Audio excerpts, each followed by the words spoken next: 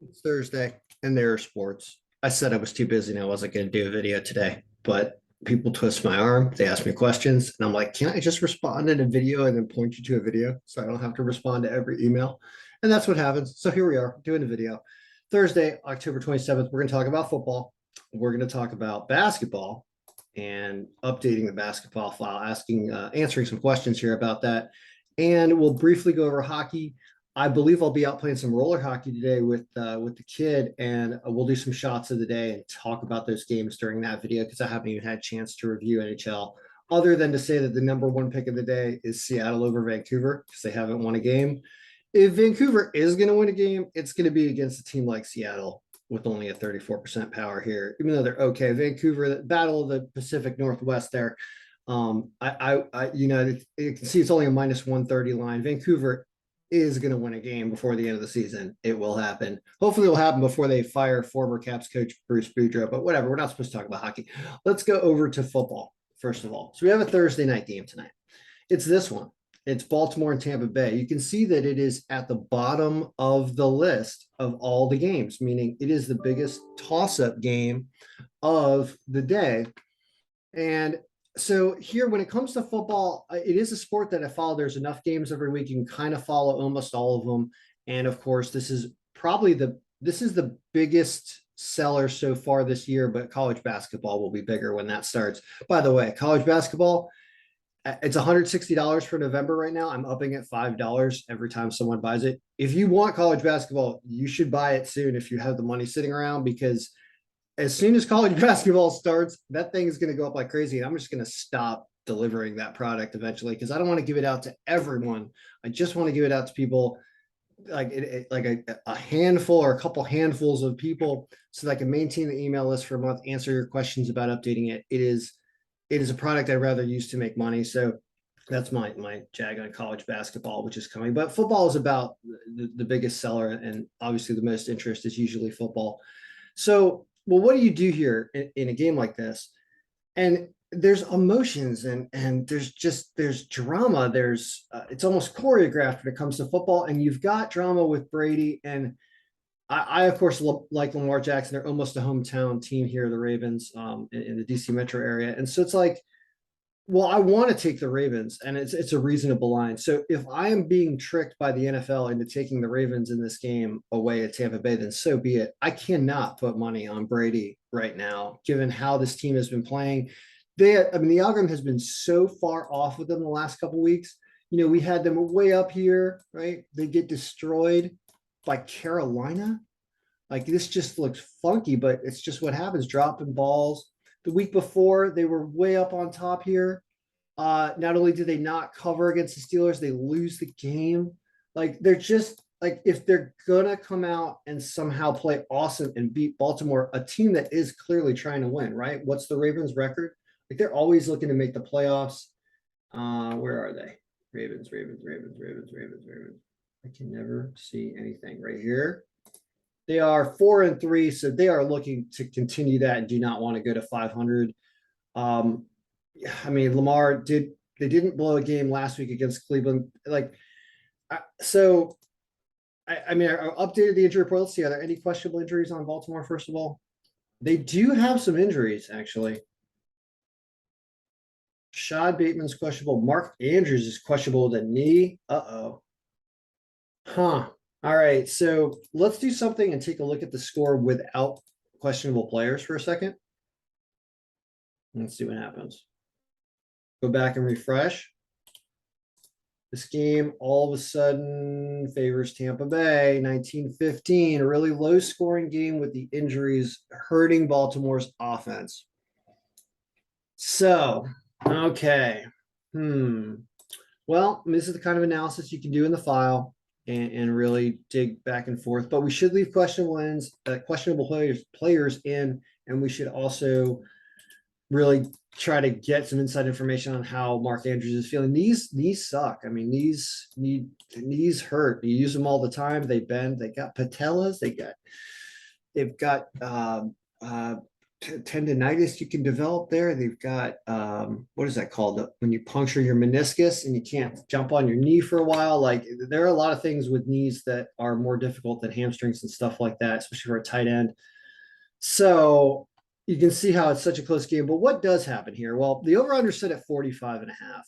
And when we remove the questionable players, while that does naturally reduce score because we're removing some players, it did bring the score super low at like what 18-15 in favor of Tampa Bay. So it could be that the under is a play in this game, given that Brady has not been scoring on or off the field, and the Baltimore offense is a bit attenuated.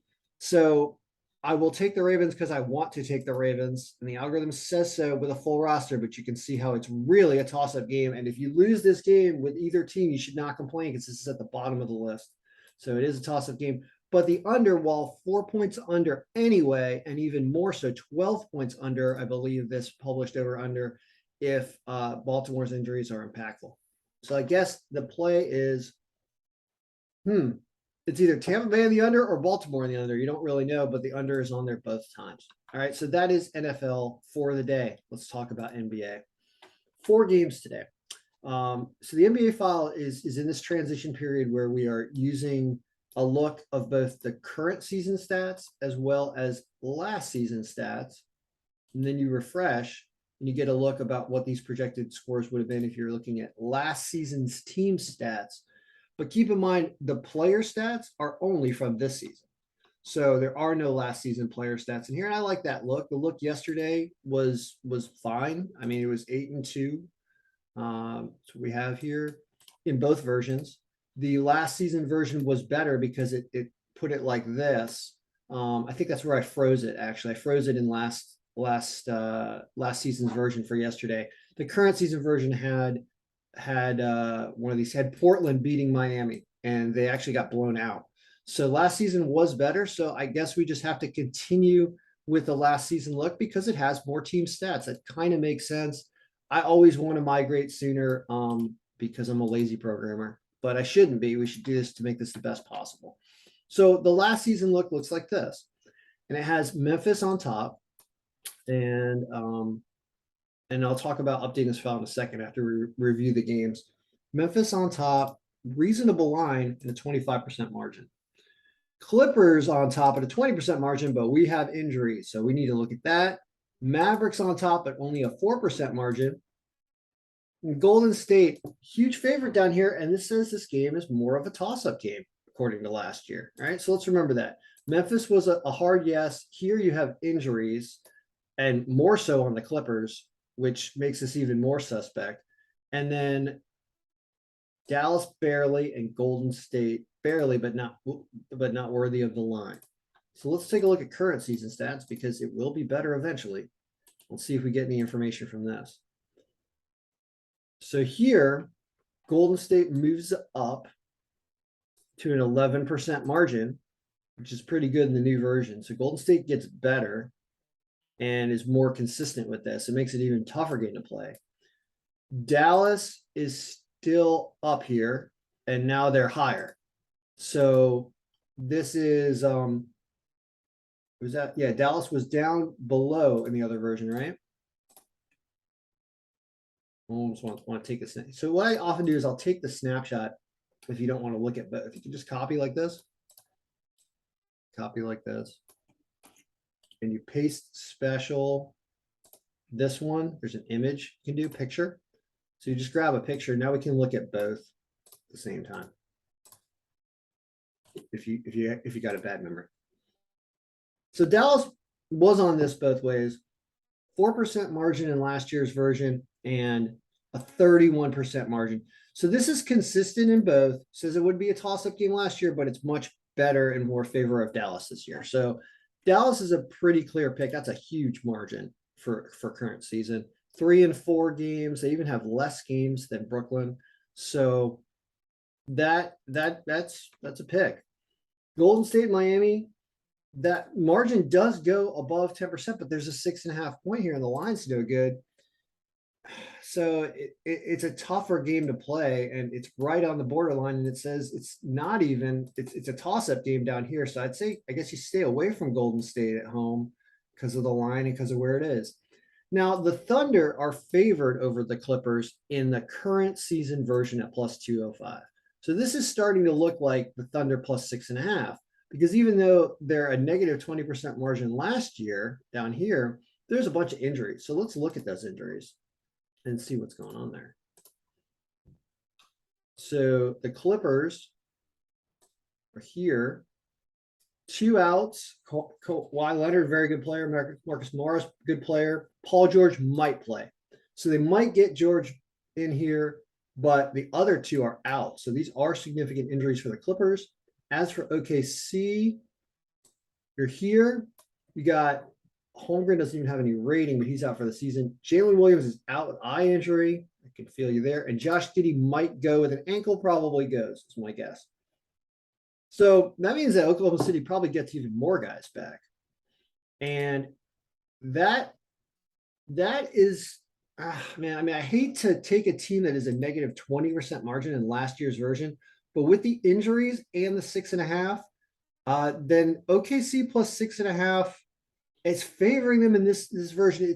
It's pretty good. It's confirming 2 out of the 3 factors that I would say to choose in a game. One being, are they on this team of reference side of the version? They are on the current version. They have a better injury setup. That's the second thing. And you can get points with them. So there's 3 things. And the only bad one is that last year it says they would lose this game by 12 points last year. But the injuries, we still have to take into account the injuries. So I'm willing to go with OKC plus 6.5. Not as great as a pick as like Charlotte was yesterday, plus the 7.5, I think it was. But still okay. Now, what about Sacramento? Why is it favoring Sacramento in the new version just barely? Whereas Memphis is the #1 pick at minus 149. Well, I mean, it does. If it's similar to the Portland game yesterday, then this Memphis is a better pickup at #1, and the line is not bad. So even though current season is not confirming this, but it's still a toss-up, minus 149 is not that bad.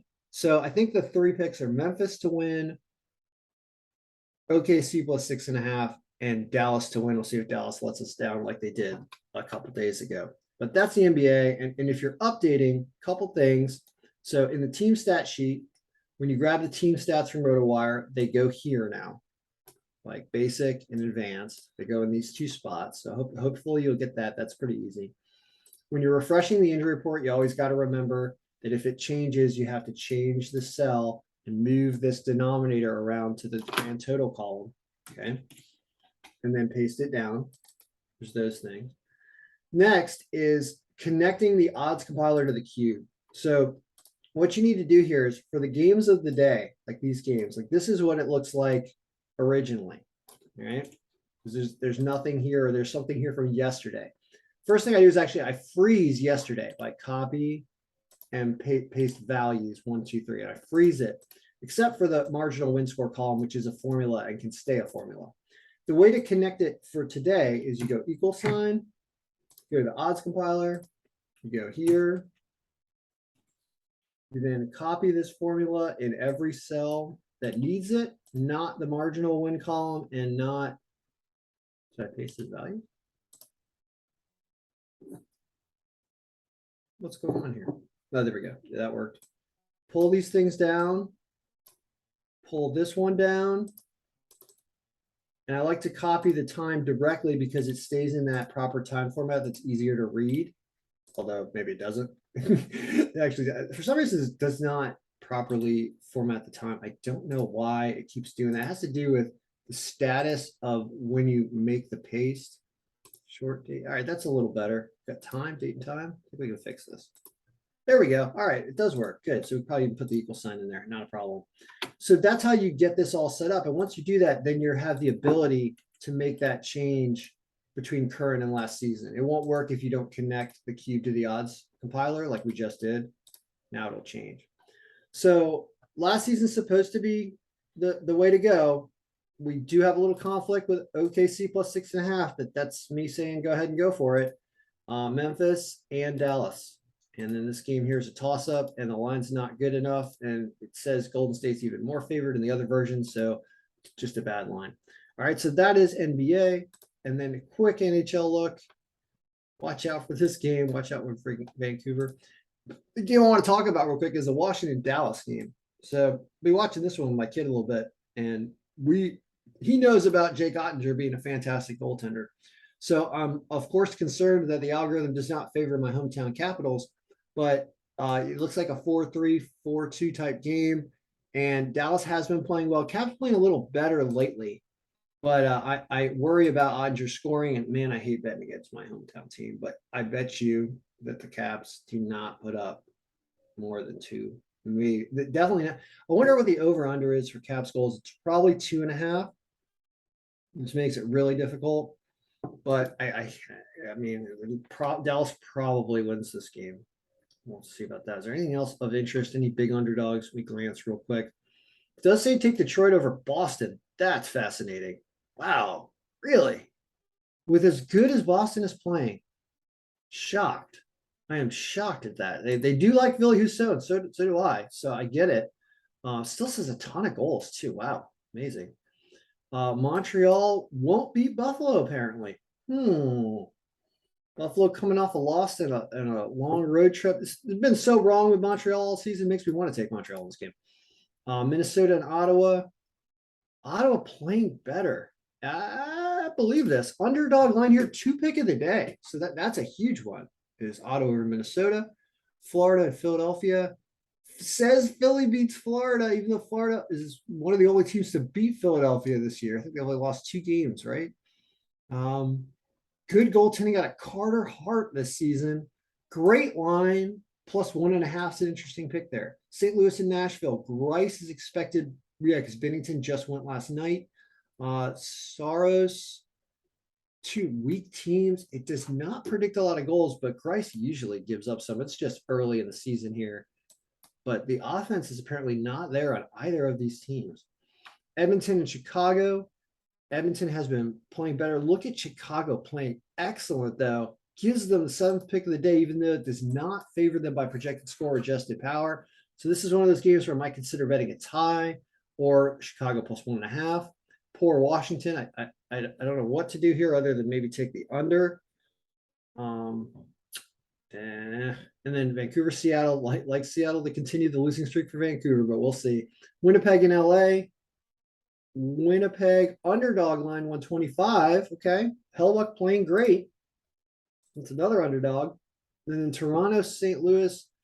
You won't catch me betting on Toronto. Toronto finds ways to disappoint you, and San Jose might win a low scoring game here, although the algorithm says Toronto. All right. So that's the update, guys. If you do one thing today, just shake your fist at the television and watch Brady do something that you bet the opposite of, because that's what happens every time that guy plays a game and I make a wager on it. All right. Good luck, everybody. Mail your picks. Be winning.